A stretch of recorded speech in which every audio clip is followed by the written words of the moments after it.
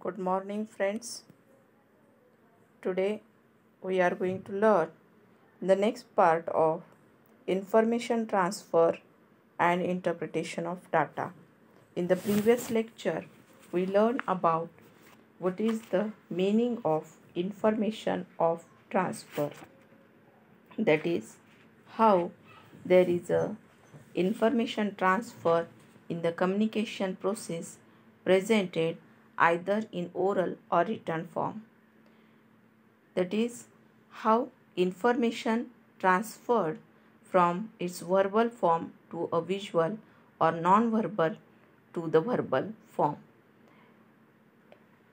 Or most important part in the information transfer, we are not going to change any content in that particular data, in that particular information.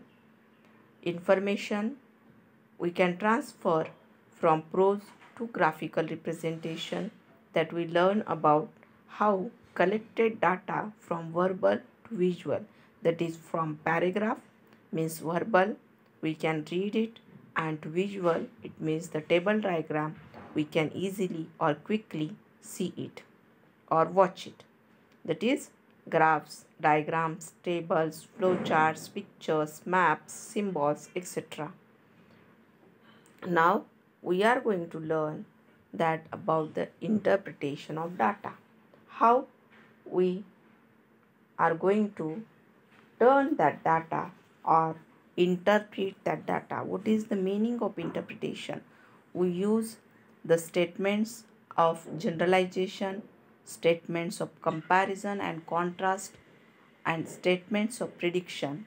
This statement shows your interpretation of that data of that from that particular table or from the particular paragraph.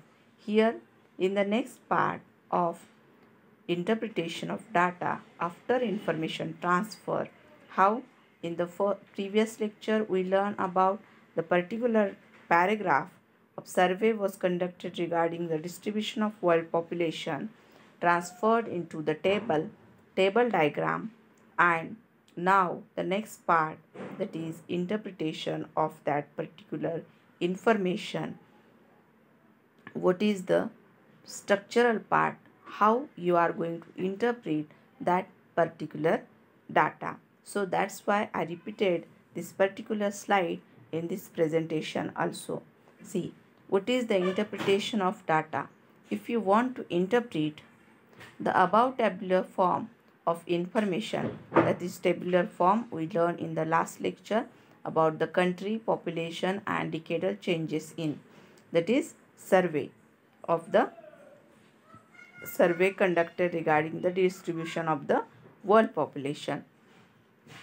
First part, generalization. If we are going to write down the statements of generalization, it means that you are expected to make the general statement about the data. See, for example, from the table it appears that there is a tremendous growth in the world population. This is a general statement about that particular data. Next part, according to this table, the next example you can write down the generalization statement in this way also. That is, according to this table, the population rate of developing countries is increasing and the rate of developed countries is decreasing. So here is the comparison and contrast used in the statement of generalization as well. So it is your interpretation. Next, comparison and contrast. That is, you have to compare and contrast the given information. That is, a contrast shows the difference between two sets of information. How there is a contrast? See example, that is, the table shows that China has the higher population than India. The population of Bangladesh is lower than Pakistan. This is the statements of comparison, which statement shows through the comparison what is the contrast between the data. Next part about the prediction, that with the help of the given data you have to make statements about futurity. This is called the prediction. Here again example how you are going to write down the sentence. or the particular statement of prediction. The table indicates that India will become the largest country in population, or from the table above, it appears that China will be able to check its population growth in the future. In this way, interpretation of data means you have to form statements of generalization, comparison, contrast, and prediction. These four statements will be the conversion of your table to the information, and it is called the information with the interpretation. With the help of the data presented in different graphical presentations, you have to make the generalization statement, comparison statement, contrast, and prediction as well. You must also write your general impression with the help of the given data while making the statements of generalization. We have to use the simple present tense. See, here is a part of language and style of writing of the particular paragraph or particular interpretation of the data. For example, how the present tense is used, the above table shows that it is the beginning of your generalization statement. Second example, it appears from the table that China has the higher population than India. So, in that way, you are going to learn the statement of generalization and use of simple present tense. The above table shows that there is tremendous growth in the world population. So this is the statement of generalization with the use of simple present tense. Similarly, in order to show the comparison, the inflected forms ER or EST, the equivalent, more, most, how the ER and EST is used, that is, the table shows that China has the higher population than India.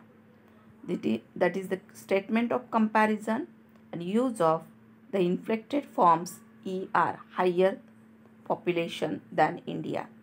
Logical connectors such as on the contrary, on the other hand, by contrast, instead, etc. are used to show contrast. Statement of contrast can be shown through this kind of logical connectors. For showing prediction, the modal auxiliary verbs are used, that is, may, might, will, should, could, etc. So, here the will is used. From the table, it appears that China will be able to check its population growth in the future. In that way, you can understand how the language should be used at the time of interpretation of data. 4 things you must remember about the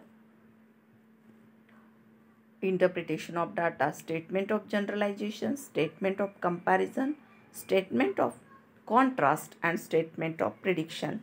In that way, you can complete your interpretation of data. Here again, at the time of interpretation, you are not going to change the content of it. In the next lecture, we will learn about the next part, transfer the tree diagram.